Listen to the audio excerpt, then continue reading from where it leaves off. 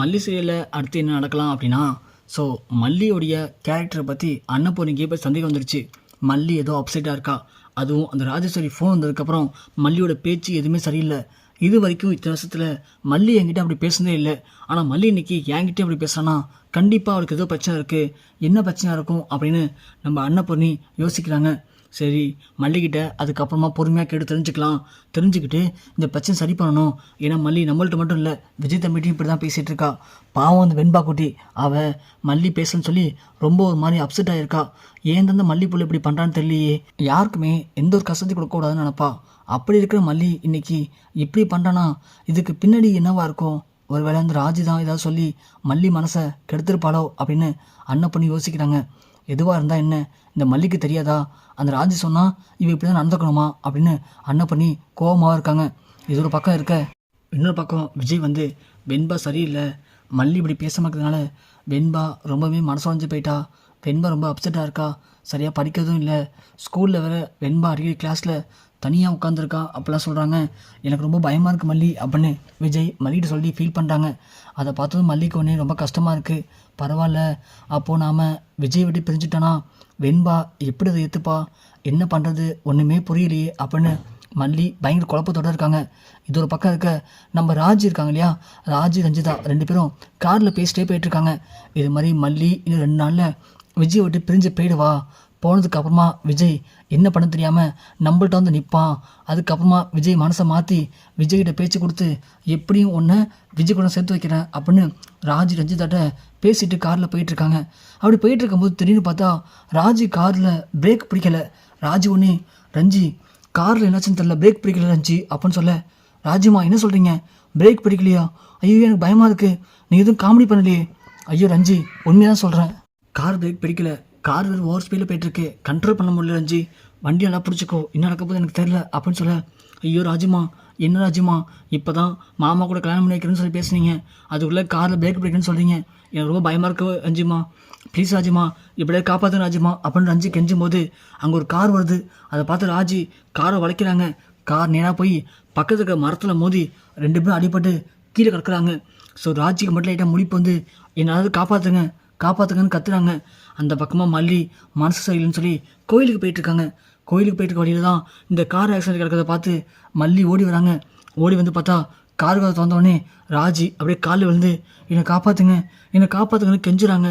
மல்லி உடனே குனிஞ்சு பார்த்ததும் ராஜியாக இருக்குது. ராஜி அந்த அரை மயக்கத்துலேயும் அப்படியே நிமிந்து பார்க்குறாங்க.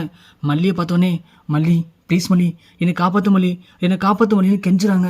மல்லி எதுவுமே யோசிக்காமல் உடனே ஆம்புலன்ஸ் கால் பண்ணி ராஜு ரஞ்சிதா 2 பேர் கொண்டு போய் ஹாஸ்பிட்டலில் சேர்க்குறாங்க.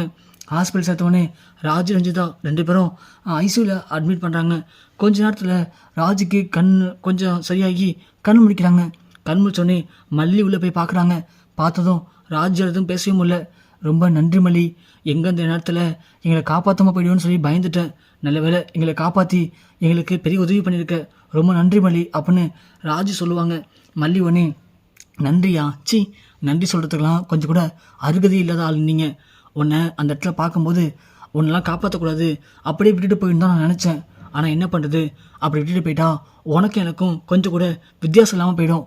நீ தான் கொஞ்சம் கூட மனிதநேயம் இல்லாமல் மனசாட்சி இல்லாத ஒரு அரக்கி. அப்படி இருக்கும்போது நானும் அதே மாதிரி நடந்துக்கிறதுக்கு என் மனசாட்சி என்ன விட்டு கொடுக்கல. அதனால தான் போனால் போதும் உன்னை காப்பாற்றி கொண்டு வந்து இங்கே சேர்த்துருக்கேன். எப்போ பார்த்தாலும் அடுத்தவங்களை எப்படி கெடுக்கலாம், அடுத்தவங்க சொத்தை எப்படி ஆக்கிரமிக்கலாம், அடுத்தவங்களை என்ன பண்ணலாம் அப்படின்னு யோசிச்சுட்டு இருந்தேன்னா இப்படி தான் கடவுள் உனக்குன்னு சரியான தண்டனை கொடுப்பாரு. அதே மாதிரி தான் இன்றைக்கி உனக்கு ஒரு தண்டனை கொடுத்துருக்காரு. நான் மட்டும் அந்த இடத்துல சரியான இடத்துல வரலனா நீ அதே இடத்துல அனாதை பணமாக செத்து கிடந்திருப்ப. அதனால் நல்லா யோசிச்சுக்கோ, வாழ்க்கை எப்படி வாழணும், எந்த நேரத்தில் வேணாலும் மாறலாம். நிறைய காசு பணம் இருந்தால் மட்டும் போகாது, வாழ்க்கையில் கொஞ்சமாச்சும் புண்ணியத்தை சேர்க்கணும். அதனால் திரும்ப சொல்கிறேன், உன் வாழ்க்கையில் கொஞ்சமாச்சும் புண்ணியத்தை சேர்க்குற வழியை பாரு அப்படின்னு சொல்லிட்டு மல்லி சொல்கிறாங்க. ராஜு ஒன்று, என்ன மல்லி என்னை காப்பாற்றிட்ட அப்படின்னு ஏதோ உனக்கு உதவி பண்ணிட்ட அப்படின்னு நன்றி சொன்னேன். ஆனால் அதுக்குன்னு ரொம்ப ஓவராக பேசிகிட்டு இருக்கே. இங்கே பாரு, நீ என்ன வேலை நினச்சிக்கோ, ஆனால் என்ன யாராலையும் ஒன்றும் பண்ண முடியாது. எனக்கு என்னமோ திடீர்னு என் காரில் பிரேக் பிடிக்காமல் போனதுக்கு காரணம் நீ தான் நினைக்கிறேன். ஏன்னா நேற்று நீ தான் என் வீட்டுக்கு வந்தப்போ நான் பண்ணதுனால எதுவும் எனக்கு வேணும்னு பழி வாங்குறேன்னு பிரேக்கை கழட்டி விட்டுட்டே என்ன அப்படின்னு ராஜி பேசுகிறாங்க. மல்லி ஒன்று, அடச்சி அதானே பார்த்தேன், எங்கள் ஊரில் ஒரு பழமொழி சொல்லுவாங்க, என்னதான் பாம்பை தூக்கி வச்சு பாலை ஊட்டி தூக்கி தூக்கி வச்சு வளர்த்தாலும் அந்த பாம்பு அதோட விஷத்தை கக்கிட்டு தான் போகும்னு சொல்லுவாங்க.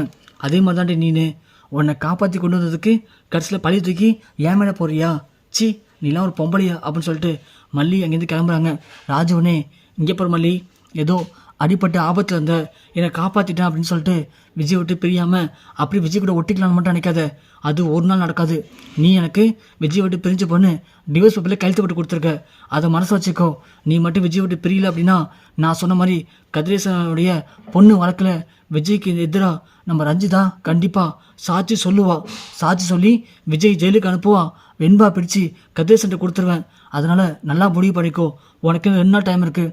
2 நாளுக்குள்ள நீ கண்டிப்பாக விஜய் விட்டு பிரிஞ்சு தான் ஆகணும் அப்படின்னு ராஜி சொல்கிறாங்க. மல்லி ஒன்று, சி உனக்குலாம் கொஞ்சம் மனசாச்சே இல்லை. உயிர் போகிற நிலைமையில் உன்னை காப்பாற்றிருக்கேன்.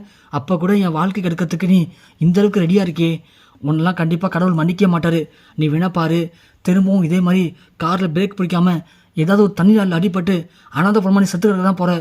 அதை நான் பார்க்க தான் போகிறேன் அப்படின்னு சொல்லிட்டு மல்லி ஆக்ரோஷமாக உன்னை காப்பாற்றினது என்னுடைய முட்டாள்தனம் தான் அப்படின்னு நினச்சிக்கிட்டு அங்கேருந்து கிளம்பி கோபமாக போகிறாங்க.